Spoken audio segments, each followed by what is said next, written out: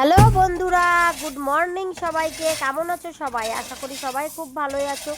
দিদি রান্নাঘর ব্লগ চ্যানেলে আজকে নিয়ে এসেছি আজকের সারাদিনটা কেমন কাটছে, আর তার সঙ্গে বহু কষ্টের পরে যে আমাদের স্বপ্নের বাড়িটা হতে চলেছে সেই বাড়িটার কাজ কত দূর এগোলো সেই নিয়েই আজকের ব্লগটা। চলো দেখতে থাকো, আশা করি তোমাদের খুব ভালো লাগবে। তো দেখো, বাড়ির কাজ কিন্তু একতলার কাজ তো হয়ে গেছে, তোমাদের আশীর্বাদে ভালোভাবেই হয়েছে। দোতলার কাজ শুরু হয়েছে, আর দোতলার কাজেও কিন্তু অনেকটাই হয়ে গেছে, রিংটাল পর্যন্ত হয়ে গেছে। আর আজকে হচ্ছে সিঁড়ি বানানো হচ্ছে। এই যে বাড়িটা তৈরি হচ্ছে এটা কিন্তু একদিনে সম্ভব হয়নি, তিল তিল করে একটু একটু করে পরিশ্রমের ফল হচ্ছে আজকের এই সফলতা। তো আমি মনে করি যে কোনো মানুষ সফলতায় পৌঁছতে গেলে কিন্তু বহু কষ্টই করতে হয়।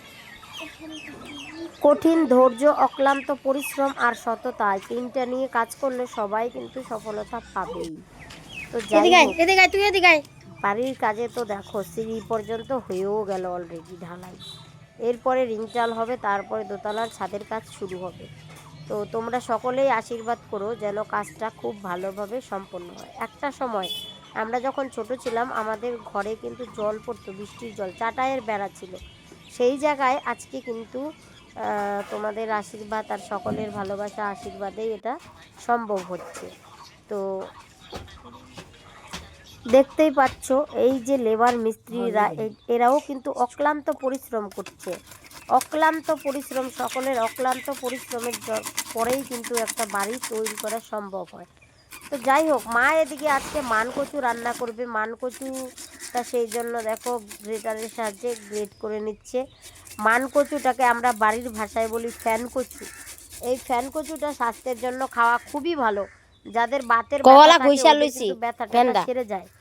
তো তোমরা এই রেসিপিটা আমার অন্য আরেকটা চ্যানেল আছে, দিদি রান্নাঘর চ্যানেল, সেই চ্যানেলে দেওয়া আছে, চাইলে কিন্তু দেখতে পারো। এইভাবেই কাজ করতে করতে দুপুর গড়িয়ে বিকেল পড়ে গেল, কাজ প্রায় শেষের দিকে। আবার এদিকে কিন্তু এই কুয়া তৈরি করা হবে, সেই জন্য এই যে রিংগুলো আনা হয়েছে।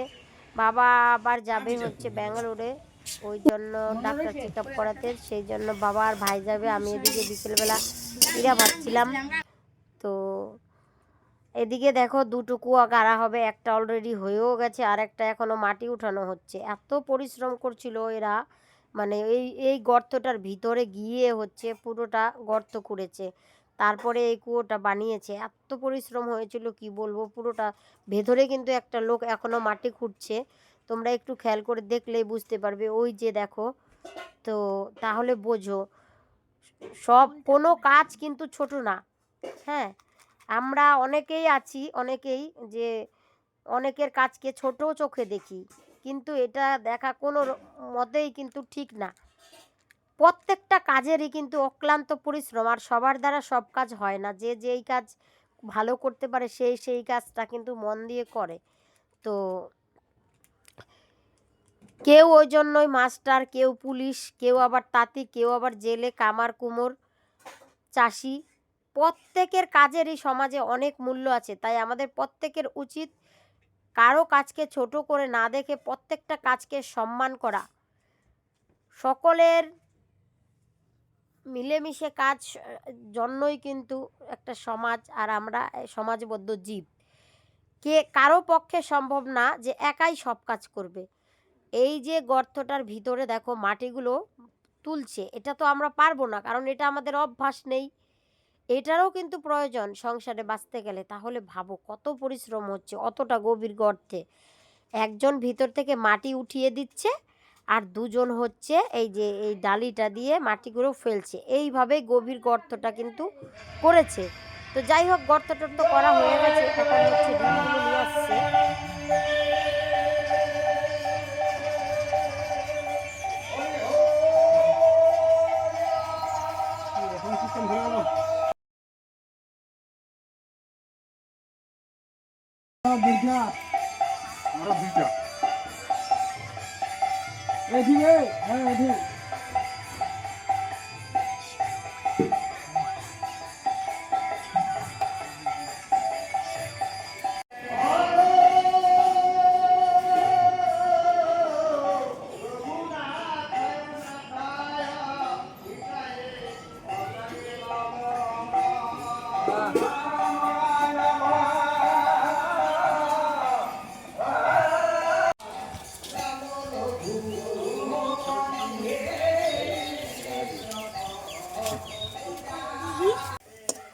আদা, কারি পাতা, কাঁচা লঙ্কা ভালো মুচমুচে করে ভেজে নিয়েছি। এখন নামিয়ে নেব।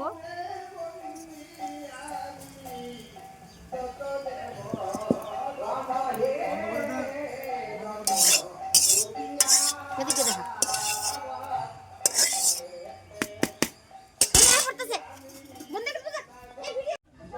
এই যে চিড়া ভাজা খেয়ে দেখাচ্ছি কেমন মুচমুচে হয়েছে।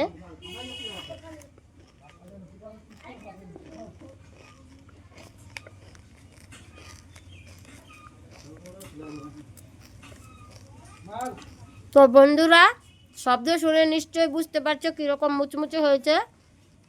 এরকম চিড়া ভাজা তোমরাও যদি বানাতে চাও অবশ্যই রেসিপি ফলো করো, দারুণ লাগে খেতে, অসাধারণ। বিনা তেলে মুচমুচে চিড়া ভাজার এই রেসিপিটাও কিন্তু দিদি রান্নাঘর চ্যানেলে পেয়ে যাবে, তোমরা চাইলে দেখতে পারো। আর এদিকে দেখো কাজ কিন্তু বেশ অনেকটাই এগিয়ে গেল। দিনের বেলা পাশের কাকুর বাড়িতে কিন্তু আজকে কীর্তন গান হচ্ছিল, তোমরা তো গানগুলো শুনতেই পেয়েছো। তো এরকম বিভিন্ন রকম গান কিন্তু আমার এই দিদি রান্নাঘর ব্লগ চ্যানেলে দেওয়া আছে, তোমরা চাইলে সেগুলো দেখে নিতে পারো। উপরতলায় আমাদের যে রুম হচ্ছে, 3টা রুম হচ্ছে, তার সাথে বাথরুম, আর থাকছে হচ্ছে কিচেন, আর হচ্ছে হল রুম, আর এই নিয়েই হচ্ছে উপরতলাটা। লেবার মিস্ত্রি দাদারা দেখো কত সুন্দরভাবে কাজ করছে, একদম ইন্টারেস্টের সাথে। প্রত্যেকটা কাজের মধ্যেই কিন্তু আনন্দ নিয়ে করতে হবে, আনন্দ নিয়ে যে কোনো কাজ করলে কাজটাও সুন্দর হয় আর সেই কাজে সফলতাও পাওয়া যায়। আমাদের প্রত্যেকেরই মনে রাখতে হবে কোনো কাজ ছোট না, আমরা যেই কাজ করি সেই কাজটাকে গুরুত্ব দিয়ে যত্ন সহকারে করতে হবে, তবেই আমরা জীবনে কিন্তু অনেক দূর এগোতে পারবো। এমন নয় যে আজকে কাজ করবো, 2 দিন করবো, 3 দিনের দিন আর কাজ করতে ভালোই লাগবে না, তাহলে তো জীবনের কোনো মানেই হবে না, তাই না?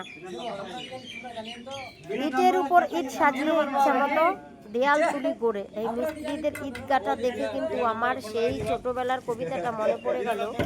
তো যাই হোক, ভালোই লাগছিল দেখতে ওদের কাজকর্ম, আর খুব আনন্দের সাথেই কিন্তু কাজ করছিল মিস্ত্রি দাদা। যে মিস্ত্রি দাদাটা হচ্ছে আমাদের বাড়িটা কন্ট্রাক্ট নিয়েছে, এই দাদা কিন্তু খুব খুব খুব ভালো মনের মানুষ এবং একদম কম বাজেটের মধ্যে কাজ করে, কম সময়ের মধ্যে কাজটা তুলে দেয়, একদম অল্প সময়ের মধ্যে কাজ কমপ্লিট করে দেয়, কোনো কাজে ফাঁকিও দেয় না, বাজেটটাও ঠিকঠাক রাখে, ব্যবহারটাও ভালো। তোমরা চাইলে কিন্তু এই মিস্ত্রি দাদাকে দিয়ে কাজ করাতে পারো। তোমরা যদি আশেপাশের থেকে কেউ দেখে দেখো তাহলে অবশ্যই কমেন্টে জানিও কে কে এই মিস্ত্রি দাদাকে দিয়ে কাজ করাতে চাও, তাহলে কন্ট্যাক্ট নাম্বারটা তোমাদের দিয়ে দেব।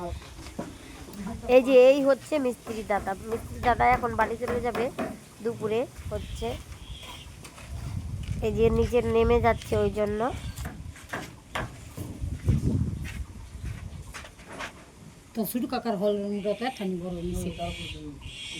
না আমার মিস্ত্রি দাদা দেখো যেতে যেতে নিচের থেকে আবার চলে আসছে, কি একটা কাজ রয়ে গেছে বাকি, ওই জন্য এই যে বাকি মিস্ত্রি দাদাদের কিন্তু কাজগুলো বুঝিয়ে দিচ্ছে। এই যে সাধন দা, এই সাধন দাই কিন্তু কাজটা কন্ট্যাক্ট নিয়েছে।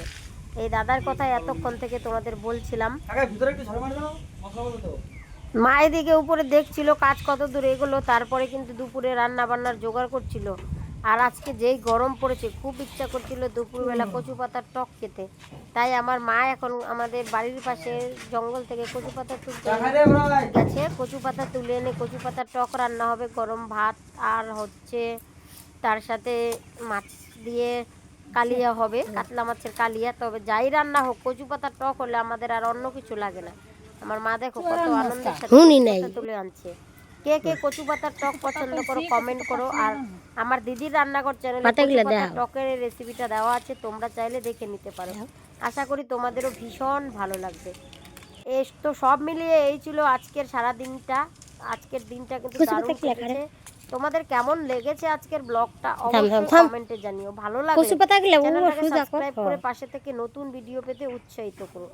দেখা হচ্ছে তাহলে পরের ভিডিওতে, ততক্ষণের জন্য টাটা। সুন্দর একটু হাসি খুশি মুখ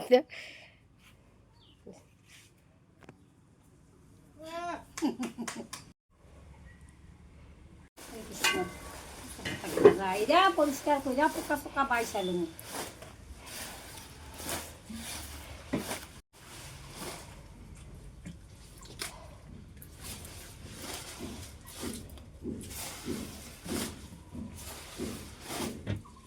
লাগিলালা ধুমু ধুইয়া